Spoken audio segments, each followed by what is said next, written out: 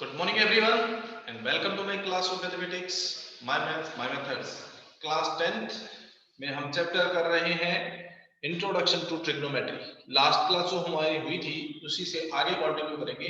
Last class में हमने इसकी फर्स्ट एक्सरसाइज की थी. इसके लास्ट के एक दो क्वेश्चंस को मैं फिर से रिपीट कर देता हूं, उसके बाद हम उससे आगे कंटिन्यू करेंगे. एक्सरसाइज 8.1 हम कर रहे हैं. इसका क्वेश्चन नंबर 10 क्वेश्चन देखिए. Exercise 8.1 question number 10. क्वेश्चन ये हो चुका था बट एक बार मैं रिपीट कर देता हूं क्योंकि ये कंप्लीट नहीं हुआ था. लास्ट का थोड़ा सा पोर्शन इसका पेंडिंग था. So question is in triangle PQR right angle at Q PR plus QR equal to 25. We are given a right angle triangle PQR. This is the right angle triangle PQR. Right angle at Q. Let this is P and this is R. Given that PR plus QR, this is QR and this is PR. Sum of these two is given as 25 and PQ is given as 5. Let us suppose QR equal to X.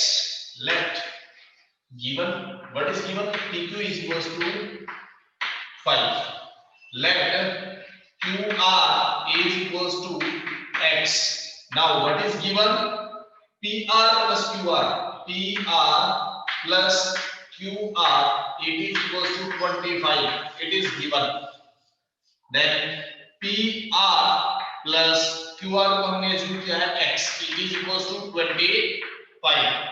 Then what is PR? PR is 25 minus X. This is PR. Now we will find the value of X. X की value find करेंगे. ये आएगी 25 minus X. अब हम इसमें use करते हैं Pythagoras theorem. इन triangle PQR use Pythagoras theorem. तो PR is equals to क्या हो जाएगी? PQ square plus QR square under the root according to the Pythagoras theorem. Normally क्या होता है, यहाँ स्क्वायर होता है, यहाँ भी स्क्वायर होता है. Taking square root on both side, square root लेंगे तो ये ऐसे फंस जाएगा. ठीक है. Now put up the value of PQ, QR and PR. और simply we can take the square. PR square equal to PQ square plus QR square. PR is 25 minus X.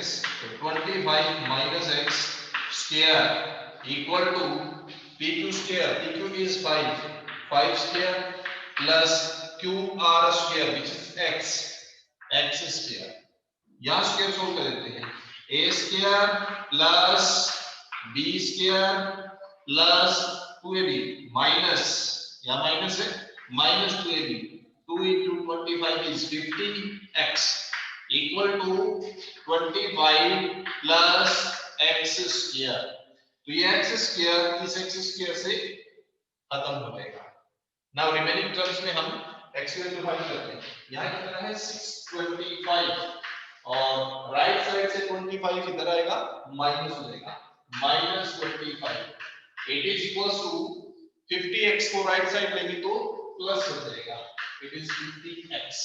625 -25 600 equal to 50x. 50 जाएगा divide में और 50 से 600 को cancel करेंगे तो solve करने पर x आ जाएगा आपके पास 12. X is equals to 12. It means QR. So QR is equals to 12 centimeter. And what is PR? PR is 25 minus 12 यानी कि 13 centimeter.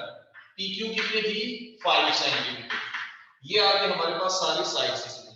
अब जो पूछा गया है वो फाइंड करते जाओ. क्या पूछा गया है? सबसे पहले पूछा है sin P, cos P और tangent P तीनों निकालने चाहिए. What is sin P? Sin of P. Angle P के अकॉर्डिंग sin होता है perpendicular upon hypotenuse. Angle P इसके अकॉर्डिंग परपेंडिकुलर ये रहा. एंगल के सामने परपेंडिकुलर होता है. P एंगल लिखा है इसमें एंगल P तो एंगल के सामने होता है परपेंडिकुलर. तो ये हो गया परपेंडिकुलर आपका. मींस QR डिवाइड में हाइपोटेन्यूज. हाइपोटेन्यूज कितना है? Longest side PR. तो sin की कितना बन गया रखो वैल्यू?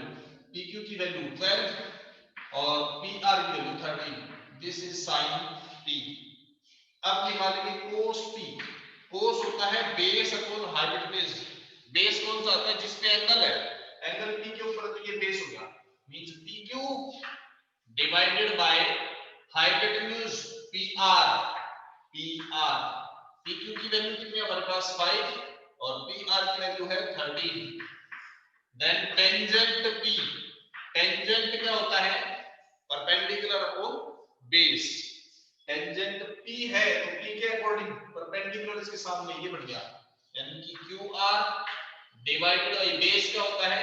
जहां पे एंगल बना है उसी पे बेस होता है, उसके एडजेसेंट, यानी कि PQ PQ। So it is QR means 12 upon PQ means 5, 12 upon 5। This is tangent sin P, cos P and tangent P, तीनों आ जाएंगे। यही तीनों चीजें इसमें हमने फाइंड करनी थी। So this is the question number 10th. Okay. अब देखते हैं question number 11th। One word question है, ट्रू और फॉल्स में बताना है बस क्या होगा।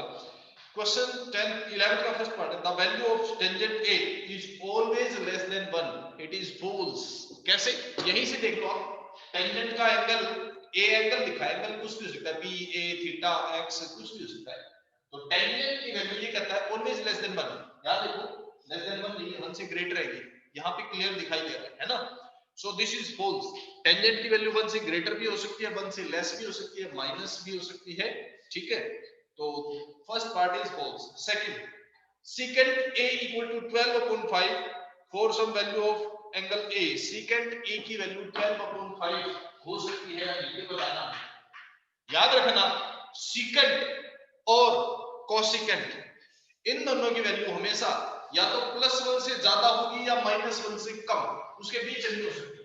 मैं एक नंबर लाइन बना के दिखाता हूं आपको, उसके ऊपर आपको सारी वैल्यूज क्लियर हो जाएगी क्या होती है। Let this is -1, this is 0, this is +1। अब याद रखना, -1 से +1 के बीच वैल्यू होती है sin थीटा और cos थीटा, इन दोनों की। साइन थीटा और कोस थीटा की वैल्यू -1 से +1 के बीच होती है। -1 हो सकती है, +1 हो सकती है, उनके बीच में हो सकती है। सीकेंट और कोसेकेंट की वैल्यू इनसे बाहर होती है। यहाँ पे सीकेंट थीटा और कोसेकेंट थीटा या तो -1 से कम होगी या फिर +1 से ज्यादा होगी। Secant theta and cosecant theta, याद रखना, सीकेंट थीटा और कोसेकेंट थीटा की वैल्यू या तो +1 से ज्यादा या फिर -1 से कम, इनके बीच में कभी नहीं होती। साइन और कोस की वैल्यू इनके बीच में होती है हमेशा, ना तो कभी भी +1 से ज्यादा होती साइन थीटा कोस थीटा की वैल्यू, और ना कभी भी -1 से कम होती, ठीक है। टेंजेंट थीटा और कोट थीटा की वैल्यू कहीं भी आ सकती है, -1 से कम भी हो सकती है, +-1 के बीच में भी हो सकती है, +1 से ज्यादा भी हो सकती है। टेंजेंट थीटा और कोट थीटा की वैल्यू रियल नंबर्स में आ सकती है, कहीं भी आ सकती है, ठीक है। अब देखते हैं इसका सेकंड पार्ट। सेकंड पार्ट है secant a equal to 12/5। Yes, it is true. secant की वैल्यू इसमें लिखा है 12/5। secant की वैल्यू 12/5 का मतलब 2.4 आया, 1 से ज्यादा है ना, और secant की वैल्यू हमें पता है 1 से ज्यादा होती है। Yes, it is true. Next, cos a, cos a is the abbreviation used for cosecant a, गलत है, इसमें लिखा है कोसेकेंट के लिए cos a यूज होता है, गलत है। आपको बताया था कोसेकेंट के लिए क्या होता है, कोसेक। कोसेकेंट इसके लिए कोसेक यूज होता है ना। कोस किसके लिए होता है, कोस होता है कोसाइन के लिए। कोसाइन के लिए क्या यूज होता है, कोस यूज होता है। कोसाइन के लिए यूज होता है कोस, कोसेकेंट के लिए यूज होता है कोसेक, सीकेंट के लिए यूज होता है सेक, टेंजेंट के लिए टेन, कोटेंजेंट के लिए कोट, साइन के लिए साइन, ठीक है। इसने लिखा है कोस जो है वो कोसेकेंट के लिए यूज होती है, दैट इज रॉन्ग, गलत है। नेक्स्ट है quote A is the product of quote and ए।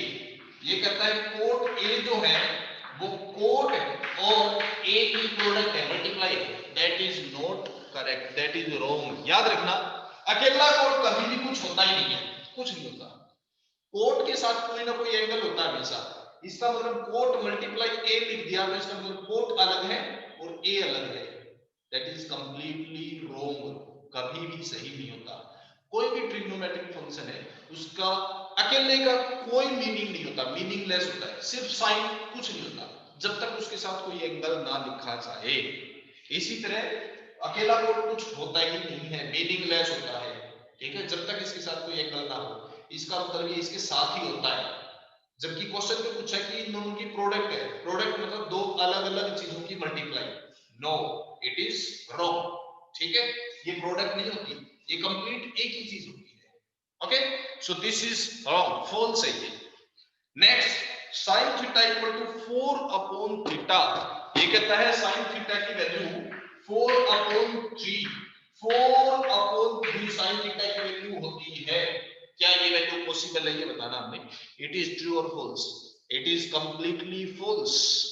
ध्यान से देखो, 4 अपॉन 3, अगर इसको डिवाइड करोगे तो 1.33 आएगा, है ना, 1 से ज्यादा आएगा, जबकि हमें पता है साइन और कोस की वैल्यू कभी भी 1 से ज्यादा नहीं होती, 1 से कम और -1 से ज्यादा इसके बीच में रहती है। लेकिन यहाँ लिखा है साइन की वैल्यू 4/3 जो कि 1 से ज्यादा है, it means this is also false, ये भी ट्रू नहीं हो सकता, तो ये भी फॉल्स है। सो this is the question number 11 exercise 8.1। इससे आगे हम स्टार्ट करेंगे नेक्स्ट एक्सरसाइज 8.2। एक्सरसाइज 8.2 स्टार्ट करने से पहले हम ये टेबल देखेंगे, ट्रिग्नोमेट्रिक फंक्शंस की वैल्यू डिफरेंट एंगल्स के ऊपर इन ट्रिग्नोमेट्रिक रेशियोज की वैल्यू क्या होती है, क्योंकि नेक्स्ट एक्सरसाइज में हमें इन सभी रेशियोज की वैल्यूज की जरूरत पड़ने वाली है। 30 डिग्री पे क्या वैल्यू होती है, 0 पे क्या है, 45 पे क्या है, 60 पे क्या है, 90 पे क्या है, अभी हम सिर्फ ये पढ़ रहे हैं। आगे जब हम नेक्स्ट 11th क्लास में जाएंगे, हम वो सारे एंगल्स फाइंड करेंगे जो 15 की टेबल में आते हैं, 15, 30, 45, उसके बाद 60, देन 75, देन 90, देन 105, 120, देन 135, 150, सारे 15 के टेबल्स में आने वाले सारे, ना केवल 15 की टेबल में आने वाले, हम 18 की टेबल में आने वाले एंगल्स की भी वैल्यूज फाइंड कर सकते हैं, 12 की टेबल में आने वाले भी फाइंड कर सकते हैं। इस तरह से 15 का हाफ 7.5 डिग्री जो होता है उसकी भी, इस तरह से बहुत सारी वैल्यूज हम इजीली फाइंड कर सकते हैं। बट जैसे जैसे एंगल हाफ होता जाएगा उनकी वैल्यू थोड़ी कॉम्प्लिकेटेड होती जाएगी। नॉर्मली हमें ये वैल्यू सबसे ज्यादा जरूरी है याद रखनी, बेसिक से ये, इनके बेस पे बाकी सभी वैल्यूज फाइंड की जाती है, ठीक है। अब कैसे फाइंड करते हैं, देखो एक चीज याद रखो, 0, 30, 45, 60, 90 टेबल याद करने का तरीका, this is 0/4 root 1/4 root 2/4 root 3/4 under the root 4/4 under the root. यहां से हम टेबल स्टार्ट करेंगे, वो चीज लिखने की जरूरत नहीं है, वो याद रखनी है बस, 0/4 1/4 2/4 3/4 4/4 सबको अंडर द रूट। अब वैल्यूज कैसे फाइंड करेंगे, फर्स्ट वाले पे फर्स्ट की वैल्यू यहां 0/4 का मतलब 0 के डिवाइड में कुछ 0 होता है और 0 का रूट 0, 1/4 1 का रूट 1, 4 का रूट 2, 1/4 2/4, 2 से 4 कैंसिल हो रहा है, ये 1 पे कैंसिल, ये 2 पे कैंसिल, 1/2 का रूट, तो 1 का रूट 1, 2 का रूट 2, अगला रूट 3/4, 3 का रूट 3 रहेगा और 4 का रूट 2 हो जाएगा, 4/4 कैंसिल हो गया 1 पे और 1 का रूट 1, ये हो गया हमारे पास sin थीटा की वैल्यू, sin थीटा यानी कि 0, sin 0 डिग्री की वैल्यू, sin 30 डिग्री की value, sin 45, sin 60 and sin 90, ये इन सभी की वैल्यूज हमारे पास आ गई। sin की मेन बेसिक ये 5 वैल्यूज हैं, इनके बेसिस पे हम और वैल्यूज फाइंड कर सकते हैं, ठीक है। अभी देखो cos की कैसे फाइंड, साइन की जो भी वैल्यू है इन सबको उल्टा कर दो उठा के, यानी कि 90 वाला इधर ले आओ, ये ऐसे रिवर्स कर दो, तो ये 1 आ जाएगा, यानी कि जो साइन 0 पे होता है वो cos 90 पे होता है, 90 वाला 0 पे, जिनका सम 90 होता है वो एक दूसरे की उल्टी है, 30 वाली 60, 60 वाली 30, 0 वाली 90, 90 वाली 0, 45 वाली 45, ठीक है।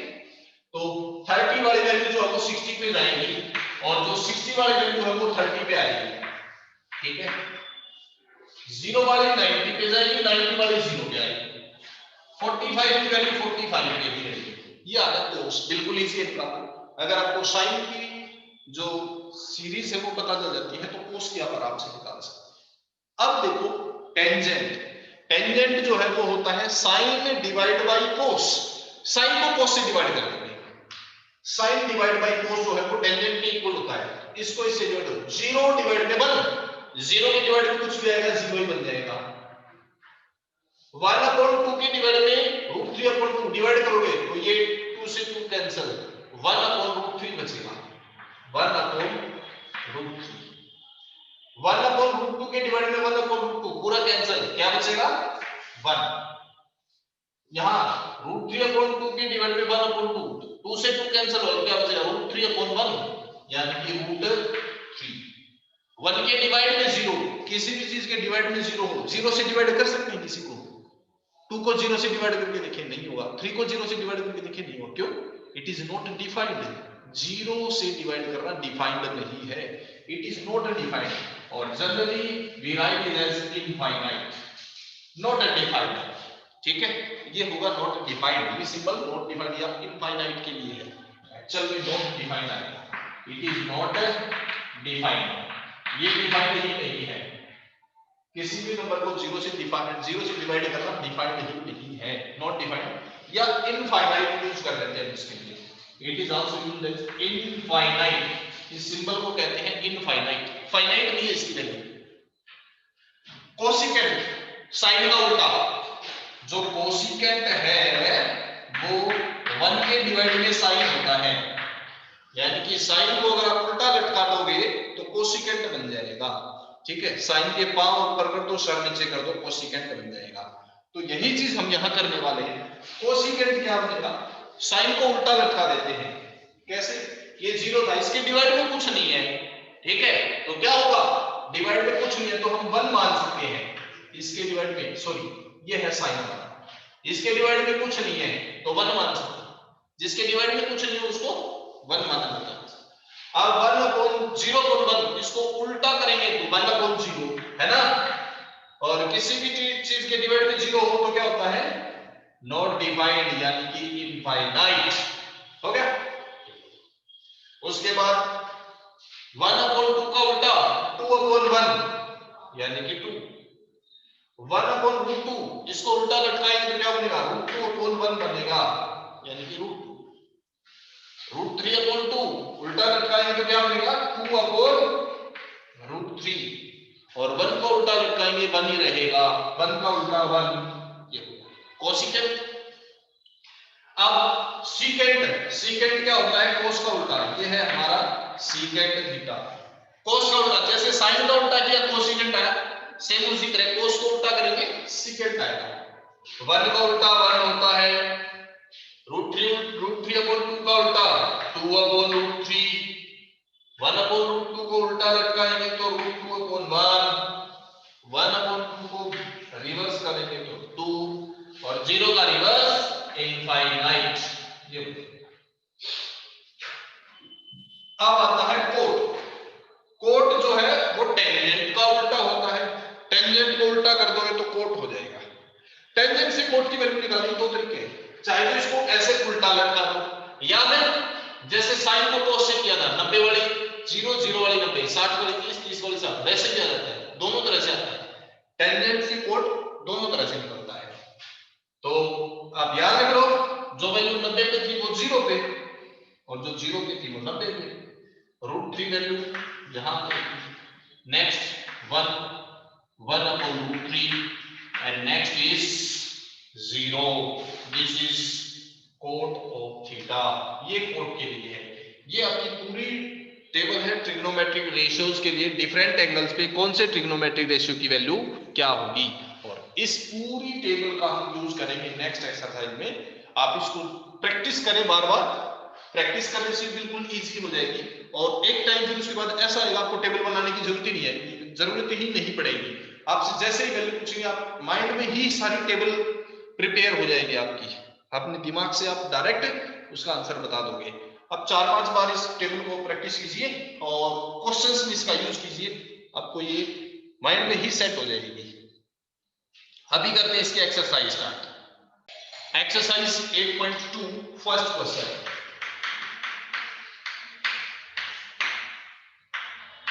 Question is evaluate sin 60 degree into cos 30 degree plus sin 30 degree into cos 60 degree, cos 60 degree। अब इसकी वैल्यू निकालनी है हमने, ट्रिग्नोमेट्रिक टेबल से याद करो। sin 30 डिग्री पे sin 60 डिग्री पे sin की वैल्यू क्या है, टेबल को देख के कोशिश करो, देख के बताने की। अगर उससे बेटर है आप अपने माइंड से कैलकुलेट करके बताते हो, ज्यादा अच्छा रहेगा। हो सकता है थोड़ा सा टाइम कंज्यूमिंग होगा, आपको माइंड से कैलकुलेट करने में स्टार्टिंग में थोड़ा टाइम लगेगा, बट वो चीज परमानेंट होगी। आप एक बार कर लोगे, कभी भूलोगे नहीं। फिर बार बार अगर आप बुक से देख के करोगे तो आपको याद कभी नहीं होगी, वो सिर्फ आप बुक की हेल्प से ही कर पाओगे। अगर आप कोशिश करोगे इसको बार बार अपने खुद के माइंड से ही लिखने की, तो आपको जरूरत नहीं पड़ेगी फिर बुक में से देखने की, अपने आप याद हो जाएगी। sin 60 की वैल्यू √3/2 मल्टीप्लाई cos 30। अब cos 30 की वैल्यू बताया था, जहां पे sin 60 है वहां पे cos 30 है। 0 90 90 0, 30 60 60 30, उल्टा होता है ना। तो sin 60 की जो वैल्यू है cos 30 की वैल्यू भी वही होती है, जहां पे sin 60 है वहां पे cos क्या है 30, प्लस sin 30 की वैल्यू 1/2 होती है, और जहां पे sin 30 है वहां पे cos क्या होगा 60, यानी कि cos 60 की वैल्यू भी 1/2 हो जाएगी। बस सॉल्व करो, √3 को √3 से 3/4 प्लस दिस इज 1/4, एलसीएम लोगे you will find 4/4, answer is 1। तो इसका आंसर क्या बन जाएगा, 1 हो जाएगा। sin 60 cos 30 plus sin 30 cos 60 it is equals to 1। Same इसी तरह इसका सेकंड पार्ट है, सेकंड में बता देता हूं मैं। देखो second part is 2 tangent square 45 degree plus cos square 30 degree minus sin square 60 degree। ये है, यहां इसमें जो ये स्क्वायर यहां लिखे हैं, आप इस स्क्वायर को यहां मत लिख देना, गलत हो जाएगा, याद रखना। टेंजेंट स्क्वायर 45, एंगल बाद में लिखा जाता है, स्क्वायर या क्यूब जो भी पावर को पहले लिखी जाती है, या आप इसको ऐसे लिख सकते हैं टेंजेंट 45 और उसका होल स्क्वायर, ये लिख सकते हो। ये चीज और ये चीज दोनों सेम है, बट अगर आप टेंजेंट 45 और उसके ऊपर स्क्वायर लिखते हो तो वो गलत हो जाएगा। टेंजेंट 45 का होल स्क्वायर लिखोगे वो इसके इक्वल होता है, याद रखना। साइन स्क्वायर थीटा और ये साइन स्क्वायर थीटा, ये दोनों इक्वल होते हैं, ये दोनों चीज इक्वल होती है, बट साइन थीटा स्क्वायर अगर आप ऐसे लिखते हो तो ये इसके इक्वल नहीं होता, याद रखना। साइन थीटा के ऊपर होल स्क्वायर लगाओगे तो इसके इक्वल होगा, बट साइन थीटा के ऊपर स्क्वायर लगाओगे तो इक्वल नहीं होगा, ठीक है। ऑलवेज याद रखना इस चीज को। इसी तरह tangent cot second cos sine सबके लिए यही चीज है, प्लस इसी तरह ये हो जाएगा इट इज cos 30 और उसका होल स्क्वायर माइनस साइन 60 और उसका होल स्क्वायर। अब इन सबकी हम क्या करते हैं, वैल्यू पुट अप कर देते हैं। वैल्यू पुट अप करो, टेंजेंट 45 की वैल्यू होती है 1 और 1 का स्क्वायर प्लस cos 30 की वैल्यू, आपको cos डायरेक्ट याद नहीं तो साइन देखो, cos 30 का होता है जहां sin 60 होता है, sin 60 की वैल्यू √3/2 होती है और उसका स्क्वायर, sin 60 अगेन वही √3/2 उसका स्क्वायर। तो ये क्या बन गया 2 × 1 plus 3/4 minus 3/4, 3/4 plus minus cancel, 2 is the answer. इस क्वेश्चन का आंसर हो जाएगा 2। ये हो जाएगा आपका क्वेश्चन फर्स्ट का सेकंड पार्ट, ठीक है। अब इसी में देखो एक पार्ट और करा देता हूं, इसका थर्ड पार्ट। बाकी के जो 2 पार्ट बचते हैं फिर आप अपने आप ट्राई करके देखिए। थर्ड पार्ट है cos 45 degree divided by secant 30 degree plus cosec 30 degree cosecant 30। Value put करनी है सबकी। cos 45 डिग्री की वैल्यू क्या होती है? 45 पे cos की वैल्यू होती है 1/√2 डिवाइडेड बाय 30 पे सेकंड। अब आपको डायरेक्ट 30 पे सेकंड जल्दी से याद नहीं आएगा, याद करो सेकंड क्या है? cos का उल्टा है ना। तो सेकंड 30 निकालना है, cos 30 जो होता है उसको उल्टा कर दो। cos 30 भी याद नहीं है तो sin 60 cos 30 के इक्वल होता है ना। sin 60 होता है cos 30 के इक्वल। sin 60 हमें पता है कितना है? √3/2 और उसका उल्टा करेंगे तो सेकंड आ जाएगा, यानी कि 2/√3 बन जाएगा। एक बार फिर से देखो, हमने निकालना है सेकंड 30। बुक में देख के तो बता ही सकते हैं, no doubt, but without using the book. आपको सिर्फ साइन वाली लाइन याद है, बाकी सभी आराम से फाइंड कर सकते हैं। सेकंड 30 को डायरेक्ट मान लिया, याद नहीं, कोई दिक्कत नहीं है। सेकंड का उल्टा क्या होता है? cos, यानी कि 1 के डिवाइड में cos 30 होता है ना। और cos 30 की वैल्यू हमें पता है, cos की 30 पे क्या होती है? जो sin की 60 पे होती है ना। तो cos 30 की जगह पे हम sin 60 लिख सकते हैं ना। टेबल जब बनाए तब दिखाया था आपको, sin 60 cos 30 के इक्वल था। अब ये वैल्यू हमें पता है sin की कितनी है? √3/2 और 1 के डिवाइड में है, उल्टा करने पर क्या बनेगा? 2/√3। So it is 2/√3। इसी तरह अब कोसिकेंट 30 निकालो। कोसिकेंट क्या है? साइन का उल्टा। साइन 30 की जो वैल्यू होती है उसको उल्टा करो। साइन 30 क्या होता है? 1/2। उसको उल्टा करेंगे, कोसिकेंट 30 होगा 1/2 का उल्टा मतलब 2/1। एलसीएम ले लो, रैशनलाइज करो। 1/2 नीचे एलसीएम क्या होगा? √3 एलसीएम, √3 से √3 कैंसिल, ये 2 और √3 को 2 से मल्टीप्लाई करो, √3। डिनोमिनेटर के डिवाइड में जो टर्म है वो क्या हो जाएगी? उल्टी, यानी कि √3 चल जाएगा ऊपर, नीचे क्या बचेगा? 2 + 2√3। अब इन दोनों को रैशनलाइज करो, इसको अलग और इसको अलग। 1/√2 था, इसका रैशनलाइज √2 से मल्टीप्लाई, √2 से डिवाइड, मल्टीप्लाई में इसी तरह आता है। √3/2 कॉमन निकालना चाहो तो कॉमन निकाल दो, क्या बच गया? 1 + √3 है ना। 1 + √3 को हम √3 + 1 लिख सकते हैं। अब इसको रैशनलाइज करेंगे तो √3 - 1/√3 - 1। तो ये कितना बन गया? 1 को √2 से मल्टीप्लाई, √2 की √2 से मल्टीप्लाई कर 4, यानी कि 2 मल्टीप्लाई, इसको एक बार पढ़ा रहे हैं, √3 × √3 - 1। नीचे क्या है? 2 a + b × a - b, a square यानी कि 3 - b स्क्वायर यानी कि बस आ गया। √2 × में √3 को √3 से करोगे तो 3 -